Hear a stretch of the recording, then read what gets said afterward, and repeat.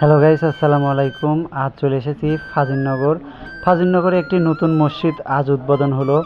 অর্থাৎ এই মসজিদটি এই পাড়ার মানুষের জন্য খুবই দরকার ছিল। তো আমাকে সেখানে আমন্ত্রণ জানানো হয়েছে, অর্থাৎ আজকে যেখানে খুতবা হবে সে উপলক্ষে দাওয়াত করা হয়েছে। তো আমি সেখানে চলে এসেছি, একদম খুবই একটি ইম্পর্টেন্ট জায়গায় এই মসজিদটি দরকার। তো আল্লাহ আসলে যেখানে চায় সেখানে কিন্তু মসজিদ হয়। আল্লাহর চাওয়া ছাড়া কিন্তু কোথাও মসজিদ হয় না। তো দেখেন, এই যে টিন শিট ঘর করা হয়েছে নতুন নতুন।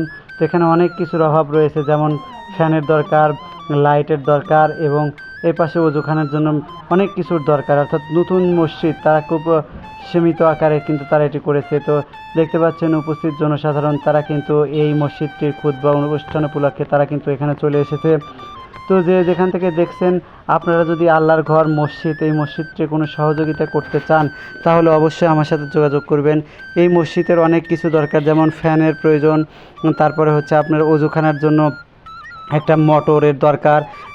সেটি যদি আপনারা কেউ করে দিতে চান, কোনো ভাই দিতে চান, আল্লাহর ঘর মসজিদে দিতে পারেন। তো দেখতে পাচ্ছেন যে নামাজ শেষে কিন্তু আবার তাদেরকে, মেহমানদেরকে খাওয়ানোর জন্য যথেষ্ট আপ্যায়ন করা হচ্ছে। তো আপনারা যে যেখান থেকে দেখছেন, অবভিয়াসলি এই সেবামূলক কাজ, অর্থাৎ এই নতুন নতুন মসজিদে আপনারা যদি কোনো অনুদান দিতে চান, তাদের কিন্তু ওয়াশরুমের দরকার, এরপরে অনেক কিছুর দরকার রয়েছে।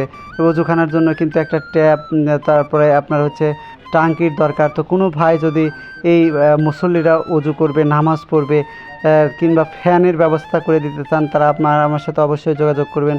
তো আমাকে এখান থেকে কর্তৃপক্ষ দাওয়াত করেছিল, যে আমাকে বলা হয়েছিল আমি যেন তাদেরকে এই বিষয়টা ইনফর্ম করি। তো আপনাদেরকে সেটি দেখানোর চেষ্টা করছি। তো কোনো ভাই যদি এই কাজে সহযোগিতা করতে চান, ইনশাল্লাহ আমার সাথে যোগাযোগ করবেন। আপনাদের সহযোগিতা তাৎক্ষণিকভাবে এই মসজিদের কাজে লাগানো হবে। সবাইকে ধন্যবাদ, ভালো থাকেন। আল্লাহ।